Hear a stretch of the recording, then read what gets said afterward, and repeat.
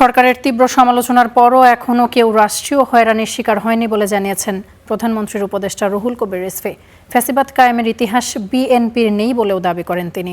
দুপুরে বিএনপির পল্টন কার্যালয়ে অতীতের প্রসঙ্গ টেনে তিনি বলেন, দেশের স্বাধীনতার সার্বভৌমত্বকে কখনো বাকশালের নামে, কখনো মুক্তিযুদ্ধের চেতনার নামে হুমকিতে ফেলা হয়েছে। মত প্রকাশের কারণে বিএনপি সরকারের আমলে কেউ গুম হবে না, এমন নিশ্চয়তা এখনও দেয়া যায় বলেও জানান তিনি। প্রধানমন্ত্রী তারেক রহমানের নেতৃত্বে গণতন্ত্রের সুস্থ চর্চা ফিরলেও বিরোধীরা নানা কারণে সরকারের বিরুদ্ধে বিষোদাগার করছে বলেও অভিযোগ তার। কিভাবে 5 বছর দেশ পরিচালনা করবেন তার আভাস কিন্তু আমরা পাই। অবশ্যই গণতন্ত্রের পথে দেশ এগোবে, প্রত্যেকে তার প্রাণ খুলে কথা বলার অধিকার থাকবে, সমালোচনা করার অধিকার থাকবে।